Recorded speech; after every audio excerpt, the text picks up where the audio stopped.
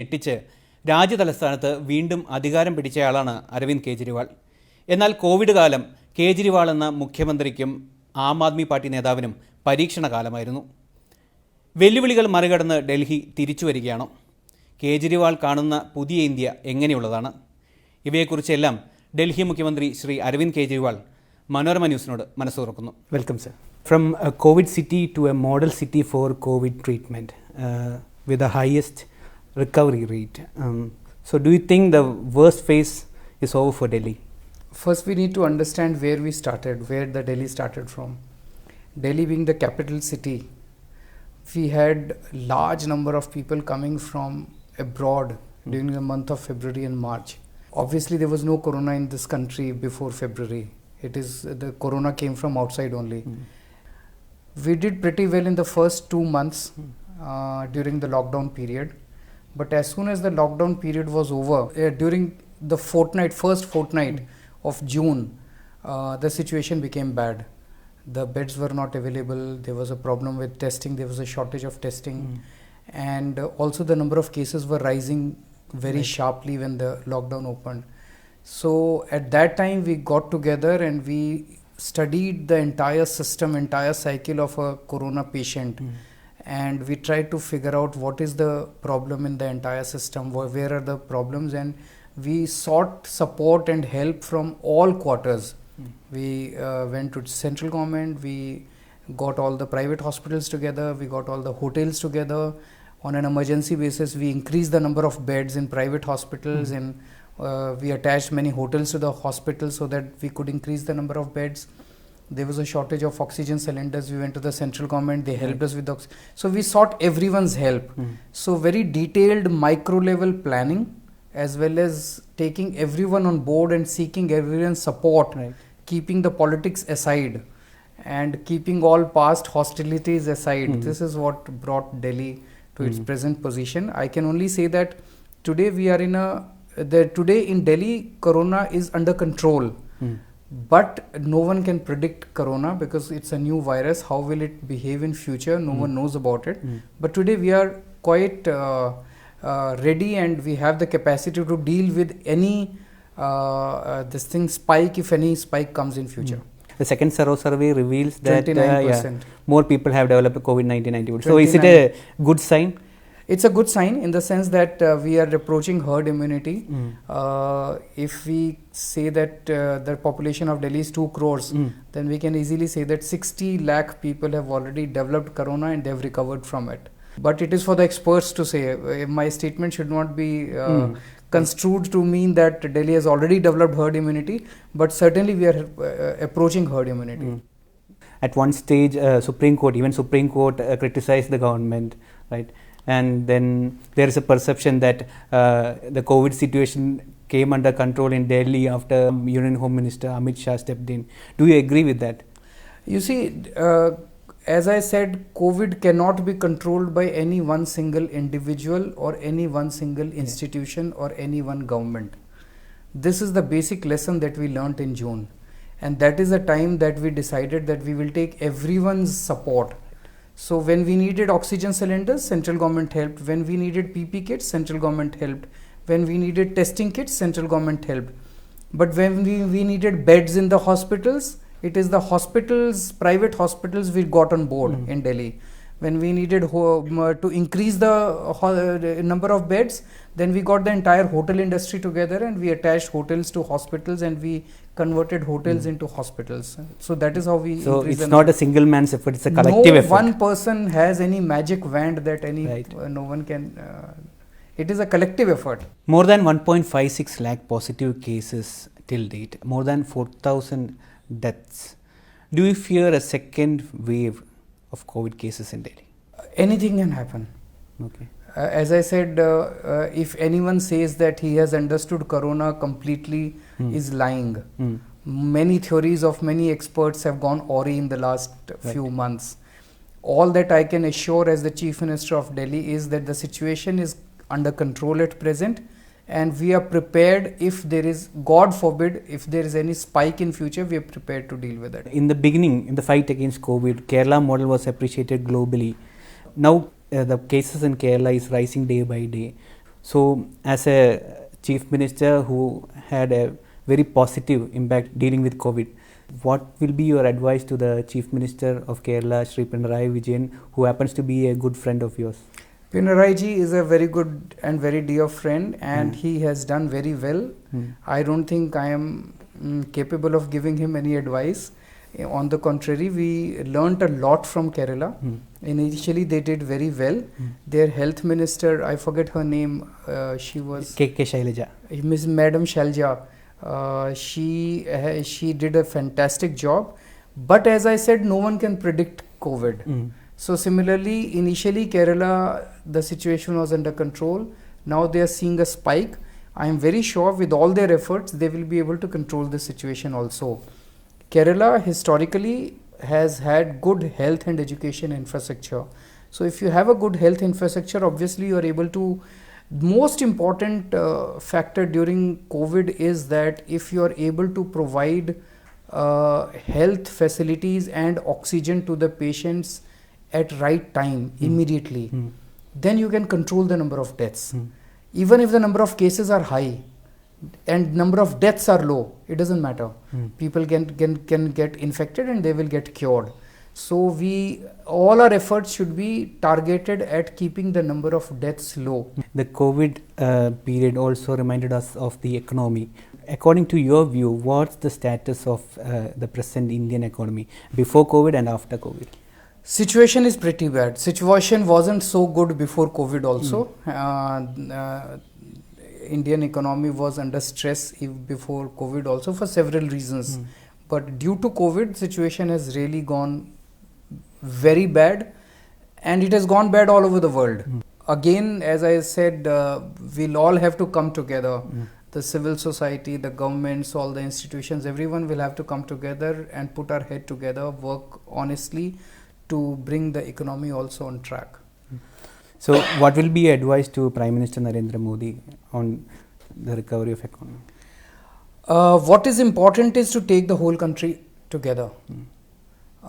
As I said, no single party, no single government can either handle COVID or handle economy on their own. I also see this as an opportunity. For instance, right now we are having serious tension with China. Right. I also see that as an opportunity. On one hand, we are having a problem with China. On the other hand, we are facing COVID. Now, Indian economy is quite dependent on Chinese imports. Right? Huge imports we are making from China. This is a time I think we should set up huge production facilities in India to counter Chinese imports. If the central government makes a list of all the products that we are importing from China, the sector, suppose toy sector, this sector, and they invite all the industrialists who are working in toy sector, the industrialists who are working in this sector, industrialists who are working, and then they give them all the facilities. They give them land, they give them loans, they give them finances, and ask them to set up production facilities on a large scale, give them all facilities, all subsidies, whatever is required. I think it will create jobs, it will improve the economy, it will improve GDP, as well as it will be a huge blow to Chinese imports. During this COVID crisis, you came out with the concept of Rozgar Bazaar. How effective was that? What happened was, I came across number of, when we started opening the lockdown, I started meeting people. So I met number of industrialists, we met number of traders, and they would say that, for instance, there's one jean manufacturer, small industry. So that person had 35 employees before COVID. And during COVID, all his employees left Delhi and they went to their hometown or villages. And he was left with only 3 people. So he said that I don't have employees. Even though the government has allowed opening up, how do I open up? Where do I get the employees from? Right. So that's one side of the story. The demand side. The supply side, there are a large number of people one would meet every day who were jobless, who were looking for jobs, they were not getting jobs. So what you required was a matchmaking. There is a demand, there is a supply, they are not able to come together. So that is the time when we decided, let's set up a portal where the people who want to give jobs come together with the people who who are seeking jobs. And we set up this portal. Frankly, when we set it up, we did not expect it to be such a success. I thought that even if we are able to get 10 or 15,000 vacancies from the companies, we should treat it as successful. Today there are lakhs of, I don't have the latest data, but many lakh vacancies have been advertised by several thousand companies who have come on the portal and they have advertised it, and many lakh people have made applications for the jobs. They are coming together and they are able to. So are you happy that migrant laborers are also coming back? Large numbers. Many people who had left Delhi at that time left for two reasons. One is there were no jobs available at that time, and second is the situation of COVID was very bad at that time. So people were leaving Delhi. Now people who went to their villages, Corona has spread to their villages. Now situation in Delhi is improving as far as Corona is concerned. Economy in Delhi is also opening up. Job opportunities are becoming better. So in their villages, they're neither getting jobs, and Corona is also, situation is becoming bad. So they're coming back now. Did you felt sad when migrant laborers, thousands of migrant laborers had to flee Delhi? I felt sad because and seeing those visuals. Because I think all the governments together should have made appropriate arrangements at the right time. You see, for 2 months, finally the central government allowed arrangements to be made for migrant labor. They opened up trains, they allowed the buses. But if they had allowed it a little earlier, so much of misery that migrant labor had to suffer could have been avoided.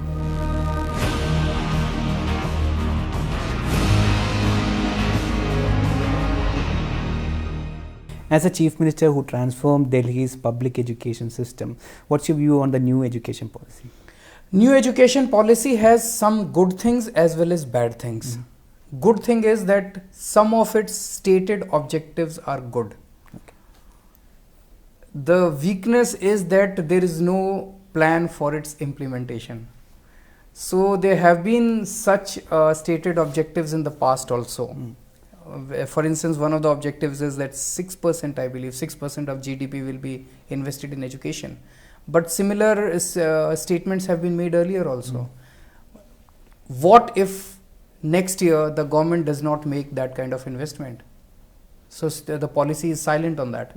There is no law which binds the government on making 6% investment in education. So similarly, there are many holy statements, very noble statements which have been made in this policy. It lacks implementation strategy. So maybe they have a strategy. I'm not saying that. Maybe they have a strategy and they will come. Secondly, it is silent on government schools, government institutions. So what will happen? Because the problem today is basically about government schools and government colleges all across the country. It is the poor people whose children are not getting proper education. Rich people, people with resources are able to send their kids to good schools and good institutions. So how do you transform those schools and colleges? What are your thoughts on the present condition of the Congress party? Do you see a comeback in the centre? Congress has completely withered. Congress everywhere, state after state, even where people were angry with BJP. People were very angry with BJP and they wanted to throw BJP out. They gave vote to Congress. And the Congress, as soon as the Congress government came, they sold all their MLAs, and BJP, they facilitated BJP coming back to power. It happened in Goa, it happened in Karnataka, it happened in Madhya Pradesh. In Uttarakhand, 14 of their leaders joined BJP. It was about to happen in Rajasthan. So state after state, Congress is unable to keep its house in order. It is unable to keep its people together, and all their people go and join. So people have started thinking that there's no point in of voting for Congress, and that is the reason that at the national level and in many states there's absolutely no opposition left. Any thoughts on bringing secular opposition parties under one umbrella? Frankly, I'm not in favor of any kind of all parties coming together. Or what people want is, at national level today, let's try to understand what is the situation at national level. Congress does not exist, so there is no opposition. Why should BJP perform then? If there's no opposition, BJP is just winning because there's no opposition. It's not that people are happy with BJP. In Rajasthan, recently, at a time when China was knocking at our doors, they were standing at the border, there was so much tension at the border. When the whole country is facing corona, at that time, it was the duty of the central government to keep the entire country together, to take the entire country along and fight against corona, fight against Chinese problem. Rather than doing that, both the national parties in Rajasthan, they were selling MLAs and they were buying MLAs. One party was busy breaking the government, the other party was busy trying to form its government. This is not a good situation. It means that both the national parties are not worried about the country. The nation is not their priority. So who will save our country? Who will save India? That is the biggest question. So there is huge vacuum at national level. Who will fill that vacuum? I can't say. 130 crore people, we have large talent, we have a large number of people. Obviously the people will definitely throw up some alternative. Whether Aam Aadmi Party can fill that vacuum, only time will tell, because Aam Aadmi Party is a small party. Delhi model of governance is now being appreciated all over the country. People know about it. People appreciate us. People love Aam Aadmi Party. But we don't have the organization required to fight elections all over the country. So whether Aam Aadmi Party will be able to build that organization, only time will tell. Many people said that Kejriwal is the best option to fight Prime Minister Narendra Modi. Do you think you are an eligible PM candidate? I think these are all wild speculations, and as I said, Aam Aadmi Party's work in Delhi is being appreciated all over the country. We have made a space in everyone's heart, but Aam Aadmi Party is a small party, and